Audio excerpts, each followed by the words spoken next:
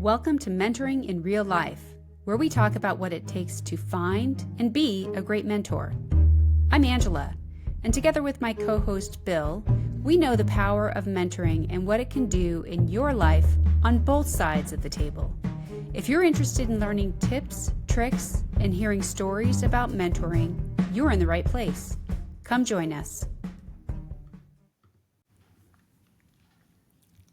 Hey Bill, how you doing today? Never been this happy. Yourself? I am in my podcast era. Okay. I'm going to take that as a good thing. It is. So we've talked in the past about some enduring traits that really impact mentors and mentees or in life, right? And in thinking about behaviors that are important to mentors and mentees, we realize there are a number of those enduring traits that not only impact mentoring at work, but in life. Previously, we talked about choice and accountability as two of those enduring traits. And we'll also get into things like health and wellness, how to prioritize tasks and events in your life, having your teammates back, active listening as being some of those future podcast episodes that we'll talk about. But today's focus will be on goal setting and strategic planning. Right. So for me, this is easy to talk about once again in terms of my unofficial ambassador role from 7 Habits. And that is the second habit in that book is start with the end in mind. I always translate that to, if you don't know where you're going, I guess any direction's fine. And so it's really important to say, I need to think about where I want to get to first, and then I can talk about how we're going to get there.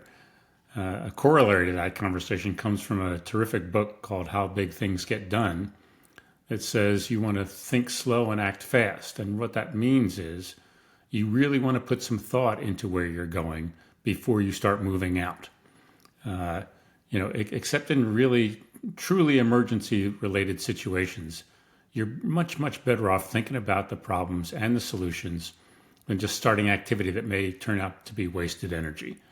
Once you've laid out a good plan of attack, you're going to be able to move much, much faster through the rest of it. Mm-hmm. And we can think about this with career goals, right? In this idea of thinking slow and acting fast with career goals, or at least starting with the end in mind. What is the end state that you'd like to have with some of your career goals? And we're not talking about end state when it comes to 30 years down the road, but it could even be 6 months or 2 years or so on down the road. Just what are some goal categories that you can look into, and how can mentoring help you advance those more quickly? So what are some of those goal categories that we might look into for career goals and how mentoring can help? Sure. So depending on what your career is, the first category is the career and the development you need to expand or extend that career. And you're going to build capabilities and you're going to build confidence and clarity in your skill sets. And, the focus might be on, so what kind of promotions do I need to get? What roles do I need to have? What are the leadership opportunities I want to pursue? And starting out at this very small levels and then working your way up to much bigger leadership requirements and opportunities, and also expanding the level of influence and the decision-making that you're doing. And so that you need a set of progressive opportunities through a career to achieve all of that for this, whatever your career goal might be. Mm-hmm. And along the way, of course, what skills am I going to need to have to take on those broader opportunities?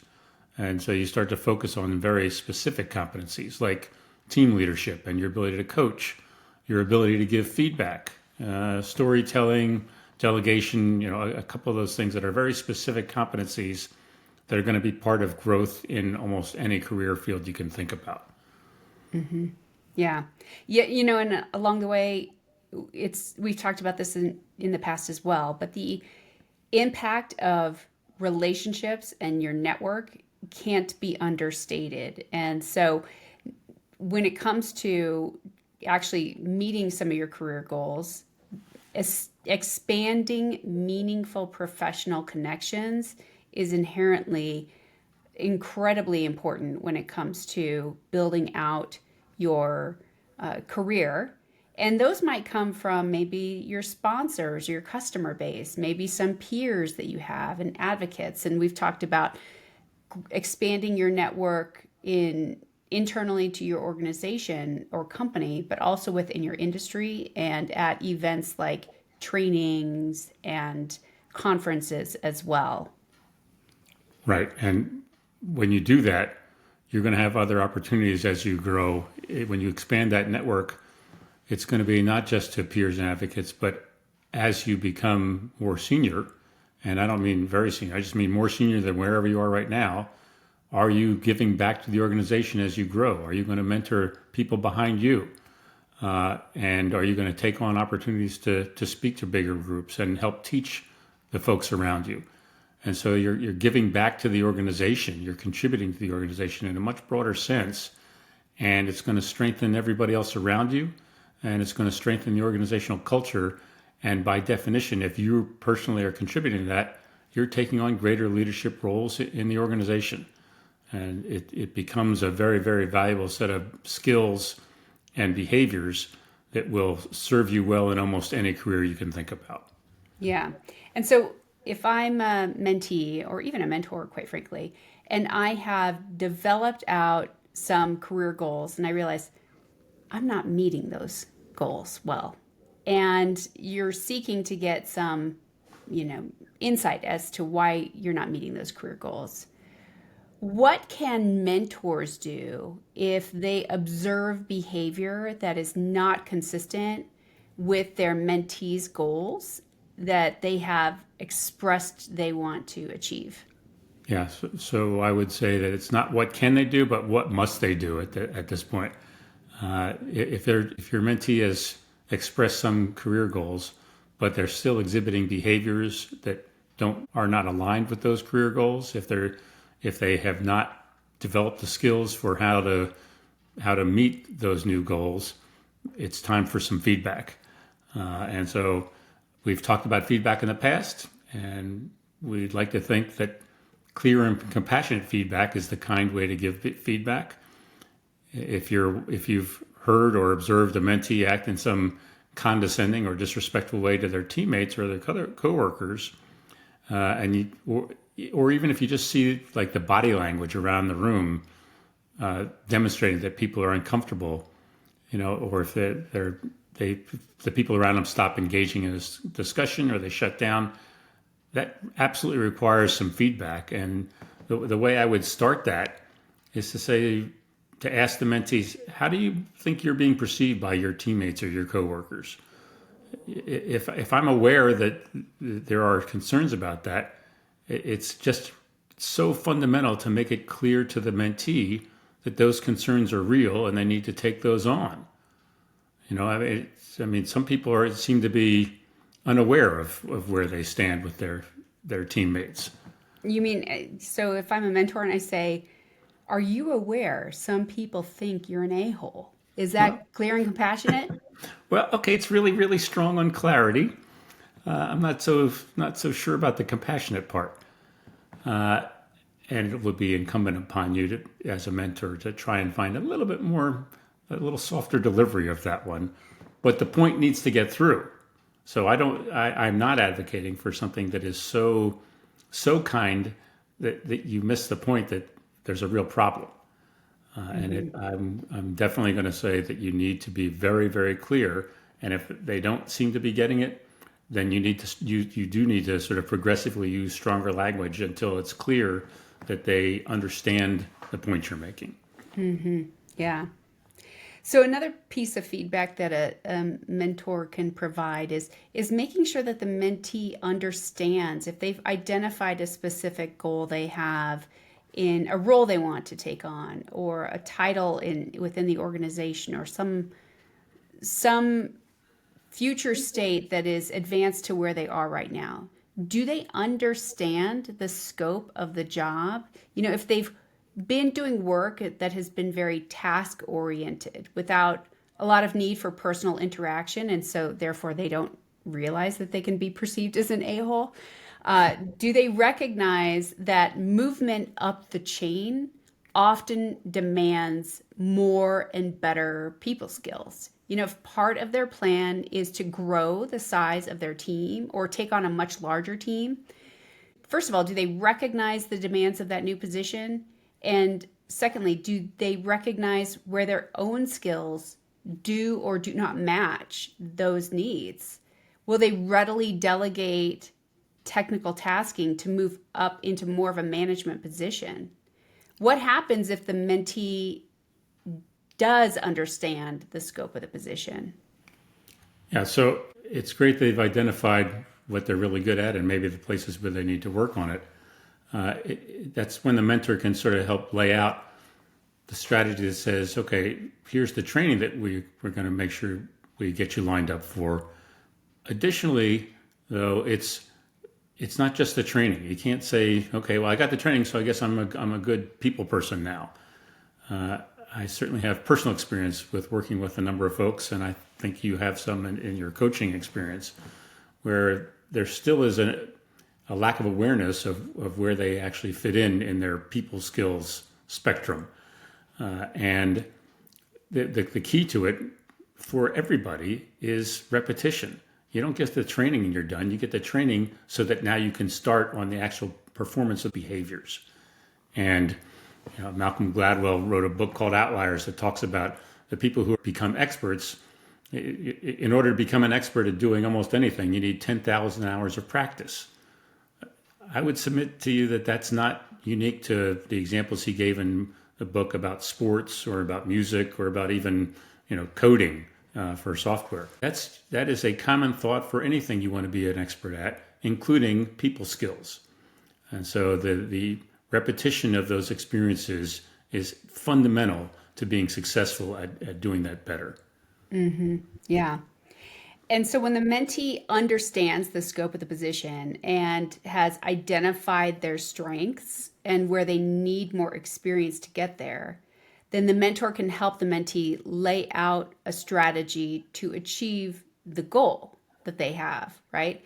So as you just reflected, experience in people skills, especially repetition of that is key, especially if you want to grow in a leadership role within your company.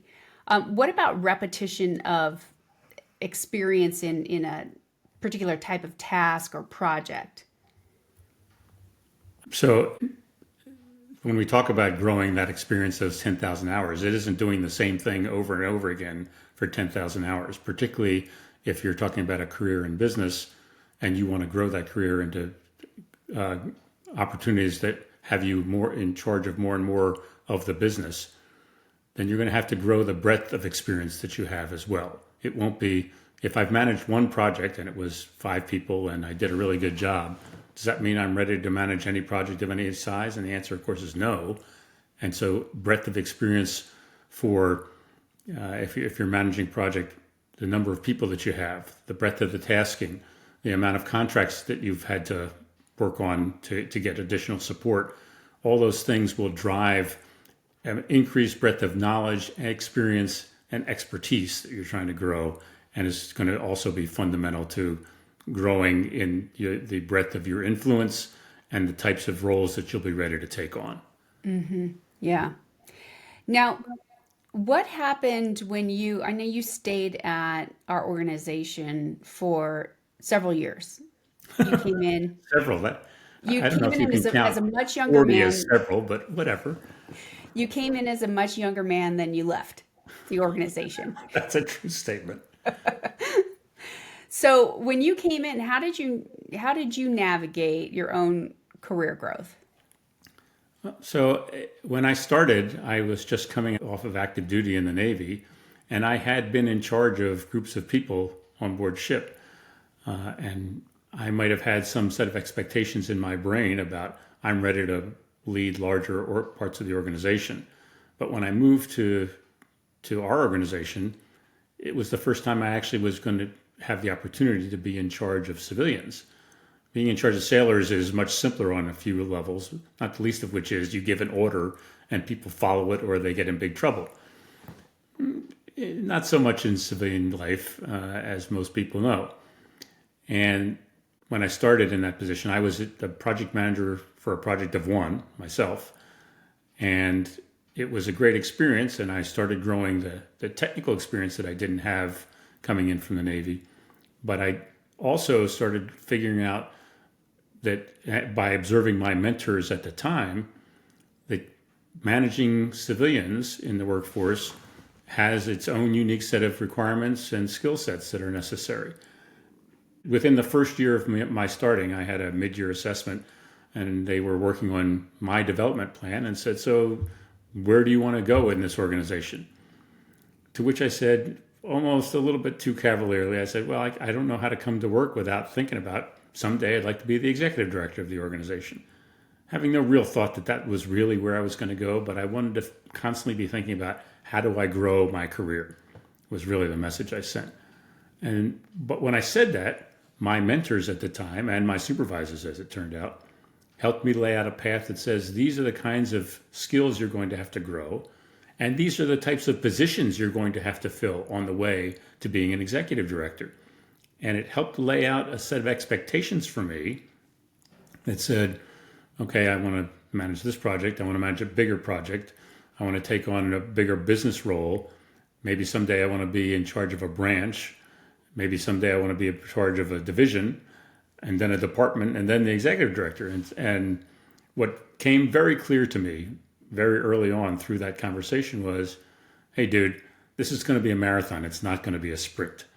You're not going to be the executive director a year from now, having just started today.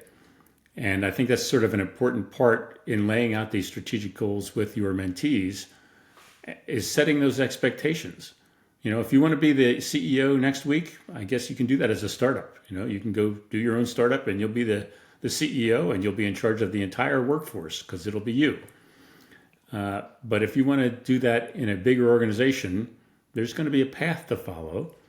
And it's helpful to get the mentors to help lay out that strategy to follow that path and set expectations in your brain about how quickly does that or does that not happen. There's going faster on that path, but there's no shortcut that says I get to skip all of that and just be the person in charge no matter how long I've been here. Yeah, it also reminds me a little bit about the Man in the Arena poem, right? Yes. Where the idea is we can throw rocks all day long at what we don't like, for what we see in other leaders that what we don't like.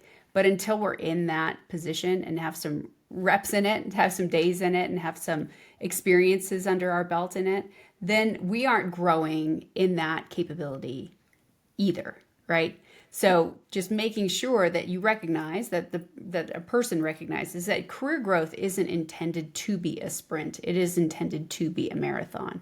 And what we do well in our individual contributor days may not pass muster as we grow up the chain, right? And so getting feedback from our mentors along the way gives us some perspective on some blind spots that we might have where we don't recognize how we're showing up or how the impact that we're having on our teammates and our coworkers. Absolutely true. Your man in the arena metaphor is right on the mark. You can observe it and you can think, geez, why do they do it that way? But you're not going to learn that until you're the person in the arena. You're the person in that position. And you're going to recognize, geez, I didn't know all these other factors. I didn't know all these other inputs about what I was doing and people telling me how to do things and regulations that kept me from doing things that I used to think were obvious and now find out actually they're not even allowed to do those things. And so there's a bunch of that just comes from the experience that you can't get by osmosis. You got to go live that for a while. And that's just an incredibly important part of growing the career. Yeah, yeah. And so when we're talking about big goals and understanding the scope of those big goals, your assertion, I want to be ED someday, or the executive director someday, and your mentors and supervisors helping you map out a plan to get there, what skills, what roles, what titles, and so forth you needed in order to get there. But you've also used the phrase whole goals. What in the world does whole goals mean when it comes to goal setting? Right. So once again, I'm going to prove that it's very dangerous to give me training because occasionally I actually remember it.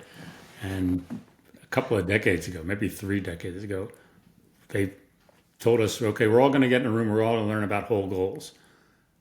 And By that the way, very, you should spell out like whole goals, we're saying is like whole, WHOLE yeah, goals. thank you. Good point.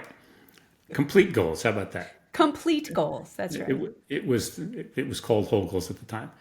In any case, boiled down, it was a relatively simple approach to thinking through laying out a goal and laying out how you want to get there. And so it basically is based on asking yourself 3 questions. What's the point of doing whatever it is that I'm doing? Well, why is this my goal? What do I want to accomplish through that? Fits very well with many folks. Simon Sinek, for one, wrote a book about finding your why. What motivates you to do this? What's inspiring you to do that? And so what's the point of where you're going? Once you've really figured that part out, how would you know if you're making progress? And so this means having measures, explicit measures for knowing how to figure out if you are making progress toward the goal. And then finally, once you've laid those 2 pieces out, the why and how would you know, what are the unintended consequences of going down this path? It's kind of surprising how often projects get started with a bunch of activity before there's clarity about what the point of the project is. If you really understand what the point is, then it'd be a lot easier to define what the measures are that would demonstrate whether or not you're accomplishing the intended goal. And then a critical part of that planning process is to think through what unintended consequences might come from the planned activities. If I say, okay, I'm thinking of a very specific example, but I'll leave all the names and project names and the people names will be left out to protect the guilty. You set up a project and say, okay, I've decided we're going to have this delivered in 6 months. And it needs to act like this, and that's the end of my planning. Turns out that timeline, because I never asked anybody if that was even potentially viable, the timeline was really, really unrealistic. And so we upset the customers who said, you told me 6 months. How come it's not done in 6 months? And along the way, the team that was busting their behinds to deliver it in 6 months, 2 of them, not one, but 2 of them ended up in the hospital for exhaustion. I wish I was making this up. I wish I was exaggerating, but I'm not. And so it's unbelievable to think that somebody made those kind of plans and never actually put the real thought into what you would do, how you would get there, and whether or not it was realistic or not. And I know it's not unique to the industry we were in that people set unrealistic goals. There's no end of books about these things. And it's just so critical to actually put the thought into those goals in a holistic way so that you've thought that part through. It fits very much with the thing we talked about earlier about think slow and act fast. It fits very much with the bad examples that you can find in almost any industry about how bad it is for the people and how rarely are you keeping anybody happy, including your customers, because you haven't thought through what you're doing. When I think about Think Slow, Act Fast, the book, there are some tremendously powerful examples in there, and I highly recommend it as entertaining reading for anybody who's ever tried to get some big project done. You mean the How Big Things Get Done book? Yes, I do mean the How Big Things Get Done book, which talks about the fundamental piece of that being think slow, act fast. One of the earliest examples in the book is the Empire State Building and comparing that to the Pentagon. The Empire State Building was built on time. They had done an incredible amount of planning, including like how many nuts and bolts and how many pounds of concrete are we going to need to build this building before they started building anything, which for a building that size might be a fairly significant planning effort. But they delivered on time. And at one point during the construction, they were building the Empire State Building 1 floor a week. Yeah, I don't know how many buildings you've seen built, but I rarely see them go up quite that quickly. Mm-hmm. On the other end of the spectrum was the Pentagon, where typical of often of military approaches to things, there's a bias toward action, and the book even addresses this. Let's get started, and we'll figure it out as we go. Well, so they started digging big holes for the Pentagon before they had put a lot of thought into it. It turns out they were digging in the wrong spot. No, that's not going to be a good site for the Pentagon. So they spent a bunch of money and a bunch of time doing the wrong thing because they hadn't done the planning that's required.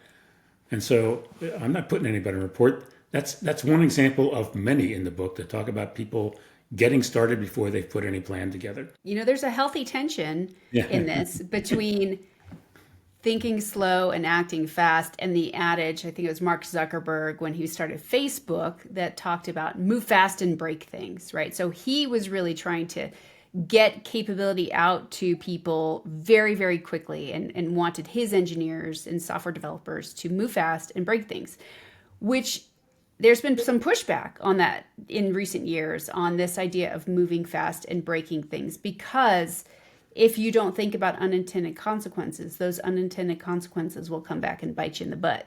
So move fast and break things works very well when it's small teams that are maybe proving out a concept, or they're just getting started with low costs to getting the capability out the door.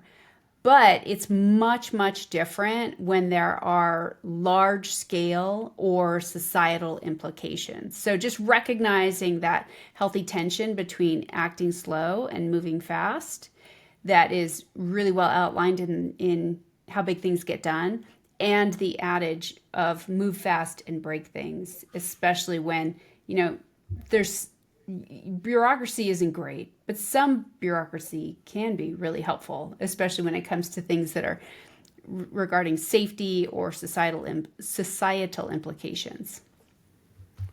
Undoubtedly so, and it's just worth acknowledging that they each have their place, but real planning would tell you whether or not you're in a place to move slow, to think slow and act fast, or you are in a place where you can move fast and break things, Yeah. depending on scope and how broadly whatever you're doing is going to affect the rest of the organization or the rest of the people around you. Yeah. Well, so speaking of planning, how does this all tie into strategic planning? Right. Well, mentoring is not a transactional activity. It's a very long-term view for the mentee's career that frankly can include and extend into their personal life. And so it really applies to general work approaches. Everybody should be regularly taking stock of where they are, where they think they're going, and whether the actions they're doing are going to get them there. It's also important to consider what changes you might have to make in your plans as this evolves. I used to direct project managers that worked for me to say, you must spend at least 1 hour every Friday thinking strategically. That it's certainly not uncommon for folks to be up to their behind in all of the day-to-day activities and the requirements, and never thinking about, has the environment around us changed? Do we need to change our plan? Do we need to modify the direction we're going? Do we need to add resources? All those kinds of things that would come from actual thinking much longer term than what's going on in general day-to-day activities. It's interesting that I actually sort of had to give that as an order when I would suggest that this is a good behavior that everybody should be doing as part of their life at home and part of their life at work. Well, and that's because strategic planning doesn't happen magically.